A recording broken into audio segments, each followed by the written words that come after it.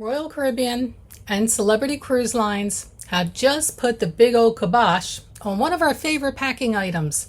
As a matter of fact, it's on my must-pack list. It's that multi-plug adapter. You know the one that I'm talking about?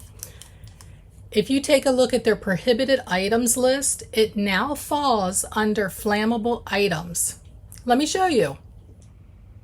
Okay, I just pulled up Royal Caribbean's website, and here is where you can find their prohibited item list. It's actually under the frequently asked questions.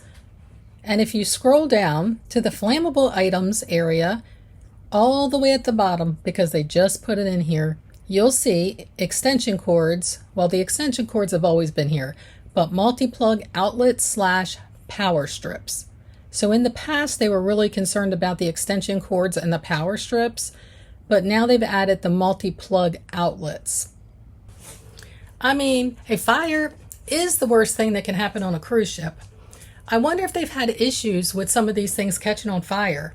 If you're sailing on a new ship, this is probably not even a concern for you. But if you're sailing on a smaller, older ship, you're going to be limited in options for outlets to plug in all your necessities. Nowadays, as you know, people bring cell phones, tablets, computers, c-pap machines. They bring it all with them on the cruise. Not to mention the hairdryers and other hair appliances such as curling irons and straighteners, just to name a few. In years gone by, we have even had family arguments over who gets to plug their stuff in, and everybody needed it all at one time. I know, it's crazy, right? I mean, I need to do my hair, someone else needs to charge their shaver, a phone needs charging. Tragedy, I know. But it was all good when the multi-plug adapters came out. No more strategic planning needed.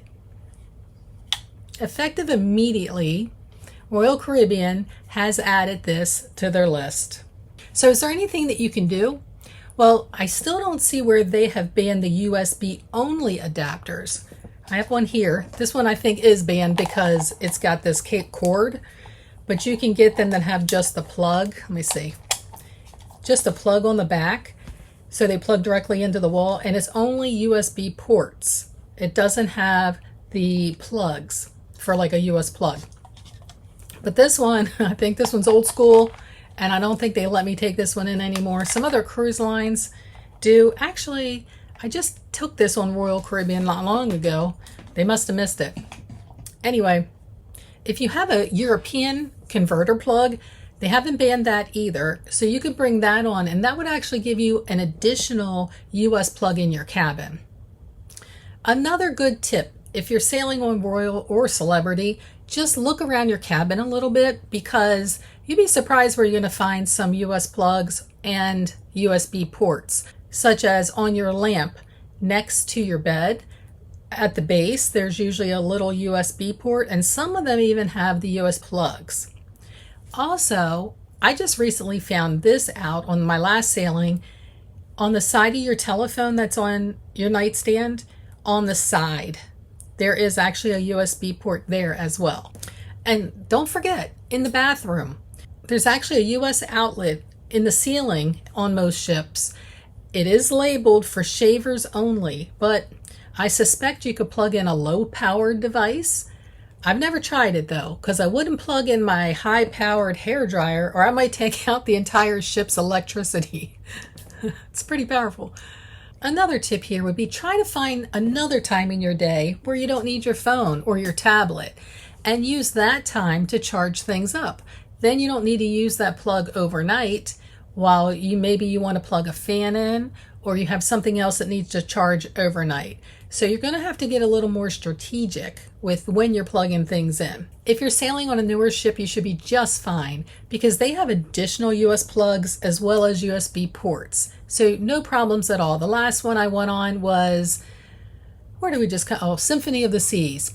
I didn't even need to use my plug adapter or my USB charger. I had plenty of places to plug in. So far, the other cruise lines have not followed suit. So if you've bought these, you could still take them on Carnival, Disney, or anyone else that would allow you to have these. always check their prohibited items list before you either purchase something new or pack something away.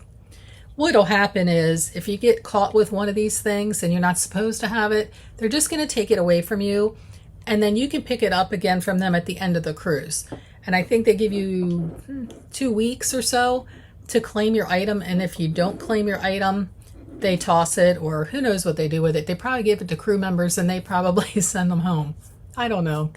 But just like anything else, just always check before you go, because they're updating their list all the time. So it might be here today and gone tomorrow. You never can tell. Kind of like the pricing. I'm in a mood today. Cross those multi-plug adapters off your packing list, at least if you're sailing on Royal and Celebrity. I guess my bag just got a little bit lighter for my next cruise. Hope you guys are having a wonderful day or evening, and I'll talk to y'all soon. Happy sailing.